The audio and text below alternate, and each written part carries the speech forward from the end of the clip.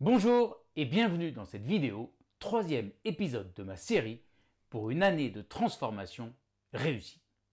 La semaine dernière, nous avons vu comment définir des objectifs qui soient réellement excitants, des objectifs que nous avons baptisés 10X, ce qui nous permettra de réellement passer un palier majeur dans la direction que nous souhaitons. Cette semaine, je veux descendre au niveau pratique avec des conseils concrets que j'ai tous testés pour garder le cap en filtrant les signaux importants au milieu du bruit ambiant. Je m'appelle Aurélien Daudet, bienvenue dans Révolution RH. Notre esprit est une machine à produire de la cohérence. Comme il sait qu'il est incapable d'interpréter en temps réel la quantité considérable d'informations disponibles autour de nous, eh bien que voulez-vous, il filtre. Alors, première chose, il se focalise d'abord sur les informations qui confirment notre vision du monde. Béatrice me sourit, c'est normal, c'est ma copine. Et il ignore celles qui vont contre notre vision du monde. Antoine me sourit, mais je ne le vois pas parce que j'ai décidé qu'il fallait s'en méfier. Et puis la nuit, notre mémoire repasse un coup de tamis pour que tout soit bien cohérent dans notre vision du passé. Ensuite, deuxièmement, notre esprit catégorise à la volée. Il regroupe et il met des mots. Telle forme, c'est une balle, telle autre, c'est une voiture. Tel visage, c'est quelqu'un en colère. Tel autre, c'est quelqu'un qui a la pêche. Peu importe si c'est faux, ça simplifie le pilotage. Lorsque nous allons définir de nouveaux objectifs dans nos vies, et que ces objectifs seront radicalement différents, ambitieux, excitants, nous avons vu que cela suppose d'abandonner la très grande majorité de ce que nous avions fait jusqu'ici, de tous ces processus pré-enregistrés. Donc, nous allons aussi devoir construire un rapport différent au monde, aux autres personnes. Et cela va passer par une sorte de reprogrammation de notre attention. Parce que sinon, irrémédiablement, nous allons retourner dans nos anciens modes de fonctionnement. Parce que c'est rassurant pour notre cerveau. Il connaît et il sait que jusque-là, en utilisant l'ancien mode d'emploi, nous sommes restés en vie. Plus nous serons conscients de ce qui se passe en nous au niveau corporel et mental, plus nous serons capables d'une analyse éclairée et de comportements efficaces pour notre bien-être. Ça ne veut pas dire que nous ne ferons plus jamais d'erreurs. Mais en étant plus attentifs, nous sortirons des processus automatiques. Nous aurons des informations plus justes et nous serons capables de prendre un peu plus de temps pour les analyser avant de prendre des décisions et de passer à l'action. Alors, comment faire cette reprogrammation? Comment refocaliser notre attention? Le levier, reconnu par l'ensemble de la communauté scientifique pour muscler notre attention et sortir des automatismes, c'est la méditation. Sous sa forme occidentale, appelée mindfulness, traduit en français souvent par méditation de pleine conscience. En fait, faire une seule chose à la fois, avec un minimum d'effort, c'est une manière toute simple pour nous sentir moins débordés, moins au bord de l'erreur en permanence. Méditer, ça permet aussi de voir ou d'entendre des choses simples et belles autour de nous. Notre respiration, le chant d'un oiseau, le bruit du vent, au lieu d'être sourds à tout ce qui nous entoure que nous ne connaissons pas, parce que notre esprit est obsédé par tout ce qu'il y a à faire. Enfin, l'attitude fondamentale de la méditation, observer ce qui se passe, y compris le fait que parfois nous repartons dans nos pensées, c'est sans doute ce qui est le plus efficace pour nous entraîner à ne pas tomber dans les jugements. Les jugements, ce sont des raccourcis qui apparemment nous font gagner du temps et de l'énergie, et en fait nous bloquent parce qu'ils nous ferment la porte des possibles. La méditation, ça nous aide à observer nos pensées, à ne pas agir immédiatement en fonction de ce qui nous traverse l'esprit.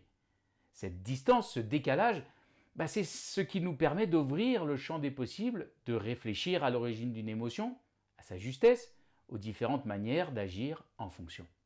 En résumé, nous fonctionnerons moins en pilotage automatique, nous serons plus aux commandes de ce que nous faisons. Vous avez peut-être déjà testé la méditation, vous êtes peut-être un ou une praticienne assidue, ou bien au contraire, vous pensez peut-être que la méditation est une pratique compliquée, ésotérique, pour ne pas dire un peu fumeuse. Je sais de quoi vous parlez, j'ai pensé longtemps la même chose avant de lire des études scientifiques sur ses effets positifs. Mon but ici, c'est de vous donner envie de tester et de tester sous plusieurs formes. Plusieurs choses à savoir. D'abord, On parle ici de méditation de pleine conscience, qui est beaucoup moins exigeante que la méditation des moines tibétains. Ensuite, je vous conseille vivement de commencer light. Lisez par exemple le livre de Jon Kabat-Zinn, Où tu vas, tu es, qui est bourré de conseils pratiques et de manière très simple pour commencer à ralentir et à apaiser notre esprit. Vous pourrez aussi suivre des parcours progressifs qui vous font rentrer dans la méditation. J'aime par exemple les parcours proposés par l'application Petit Bambou, mais il y en a des dizaines d'autres, des livres, des parcours enregistrés, des stages, tout ce que vous voudrez. Bien sûr, il y a la version connue, assis, les yeux ouverts ou fermés, en se concentrant sur sa respiration. Mais il y a bien d'autres manières de concentrer son attention. Des variantes en fait de la méditation. Par exemple, en cuisinant ou en mangeant. Ou en faisant n'importe quelle autre activité paisible d'ailleurs. Pour moi, ce sont 5 minutes avec mon café au soleil en regardant mes chiens se rendormir après leur casse-croûte du matin. Ou bien, c'est marcher en concentrant mon attention sur les bruits et sur le contact de mes pieds sur le sol. Et puis, en 2023, j'ai testé et approuvé une nouvelle méthode, celle du journaling. En 2 versions, le matin ou le soir. La première méthode, c'est celle qui est recommandée par Julia Cameron dans son livre culte The Artist's Way. Il s'agit d'écrire 3 pages chaque matin, le plus près possible de son réveil. Et il n'y a aucune exigence de qualité. Pas de besoin de mettre du sens, du niveau littéraire, rien. Vous pouvez faire des phrases apparemment sans queue ni tête, parler de tout ce qui vous passe par la tête, en vrac. Mieux, une fois que vous avez fini vos 3 pages, vous fermez votre carnet et vous ne les relisez pas. D'ailleurs, jour après jour, au moins pendant les premières semaines, Julia Cameron recommande de ne pas relire ce que vous avez écrit. Et surtout, et ça c'est valable tout le temps, de ne jamais faire lire ces pages à qui que ce soit. Du coup, vous serez débarrassé de toutes ces contraintes, de toutes ces injonctions à bien faire, et vous pourrez laisser votre plume filer. Au fur et à mesure de ces 3 pages, pas une de plus, pas une de moins, chaque jour, vous allez entendre ce que vous vous dites. Et d'une page à l'autre, vous allez vous proposer d'autres points de vue, d'autres interprétations. Surtout, faites cet exercice à la main, pas au clavier. La ligne que vous tracez, comme des centaines de générations d'êtres humains avant vous, c'est le rythme de vos pensées qui passe par votre corps. Souvent, quand je termine ces 3 pages, je me rends compte que j'ai parcouru un voyage intérieur, court, mais puissant. Parce que j'ai changé de perspective sur ce qui m'entoure, sur ce qui m'attend. Et souvent, ce temps a été l'occasion de me refocaliser sur mes objectifs essentiels. Conséquence, mon attention dans les heures qui vont suivre va être colorée par cette bascule. Mon esprit va filtrer les informations autour de moi en fonction de cette perspective rafraîchie. Je vous le recommande vivement. Testez cet exercice. Et accrochez-vous pendant au moins 12 semaines. Je sais, c'est beaucoup, mais quoi qu'il arrive. Parce que c'est le temps du programme que propose Julia Cameron dans son livre et que ça a fait ses preuves. Même si vous ne lisez pas ce livre, même si vous ne faites pas les autres exercices qui sont souvent magnifiques, faites ces 3 pages quotidiennes pendant 12 semaines. Et une fois que vous aurez fait ça, vous pourrez aussi, à la fin de votre journée, noter les 3 choses qui vous auront le plus réjoui. Il ne s'agira pas forcément de grandes choses, d'événements à marquer d'une pierre blanche, mais tous ces instants joyeux, c'est aussi une manière de rassurer notre cerveau. Parce que nous allons lui montrer que sur le nouveau chemin que nous prenons, avec les nouvelles idées que nous testons, il y a des récompenses, des choses positives qu'on peut récupérer sans attendre d'arriver à l'objectif final.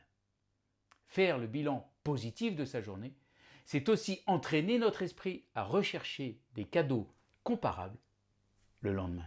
Progressivement, cette réorientation de notre attention va s'accompagner d'un rapport différent au temps.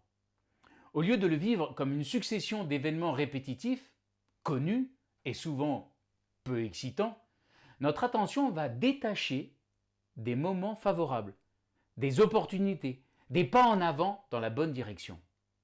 C'est la différence entre le chronos et le kairos des Grecs. Le premier, chronos, c'est le temps mesuré mathématiquement, linéaire, passé, présent, futur. Il est représenté par la figure d'un vieillard qui tient un sablier. C'est le temps qui s'écoule inexorablement. Chronos, c'est le temps que nous subissons. Quand nous disons des phrases telles que « j'ai pas le temps »,« je voudrais bien prendre le temps, mais j'y arrive pas »,« je cours après le temps ». Et puis en face, kairos, c'est le temps relatif, celui qui peut s'étendre de manière extraordinaire quand nous sommes dans un moment important, nourrissant, riche pour nous. Kairos, c'est le temps où quelque chose se passe vraiment, parce que nous en faisons vraiment quelque chose. C'est le temps dans lequel nous ne sommes plus passifs, mais actifs, quand nous disons des phrases telles que « j'ai passé un bon moment »,« je n'ai pas vu le temps passer ». Kairos, c'est le temps des prises de conscience, des idées géniales, des intuitions et de la créativité. Et là, l'image, ce n'est plus un vieillard, c'est un jeune homme avec une touffe de cheveux sur la tête pour représenter cette occasion, cette opportunité que nous savons parfois saisir, attraper par les cheveux. Pour être dans le kairos et ne plus subir le temps et nos vies, nous devons avoir des objectifs qui nous mettent en action. Nous devons focaliser notre attention pour saisir les informations neuves correspondant à ces objectifs nouveaux. Et ensuite, passer à l'action dans le moment. Pour réussir la transformation qui vous excite pour cette année, je vous propose donc aussi de mettre en place un changement majeur dans votre agenda. Sortez des rythmes de type chronos, où votre attention est heurtée, bousculée en permanence. Au lieu de la succession des réunions d'1 heure environ, l'agenda salami, bloquez-vous des plages de temps longs, des 2 ou 3 heures pendant lesquelles vous allez mettre votre attention au service d'un de vos objectifs. Par exemple, au fil de la semaine, je réfléchis à ma prochaine chronique, mais je la crée dans un bloc de 3 heures. Et pendant ces plages de temps dédiées, surtout, coupez toutes les sources de distraction, numériques ou pas. Toutes les machines ont maintenant des modes déconnectés, silence, concentration, focus. Alors utilisons-les. Je vous recommande même un cadeau tout simple et pas cher, le chronomètre. Celui-ci m'a coûté 18 € parce que je le voulais un peu design. Promis, il y a moins cher et ça ne va certainement pas vous ruiner. En revanche, quand vous le verrez sur votre bureau, vous penserez au kairos. J'espère que cette chronique vous a plu, qu'elle vous a permis d'identifier des manières concrètes de changer vos habitudes et de passer à l'action pour atteindre les objectifs 10X que vous avez définis depuis la semaine dernière. Vous avez des questions? Allez-y, posez-les-moi dans les commentaires en dessous de cette vidéo. Je vous donne rendez-vous la semaine prochaine pour vous donner les 12 livres qui m'ont permis de construire mon plan d'action, ma transformation 2024. D'ici là, prenez bien soin de vous, parce que si vous allez bien, si la RH est puissante, alors l'entreprise sera puissante. Très bonne semaine.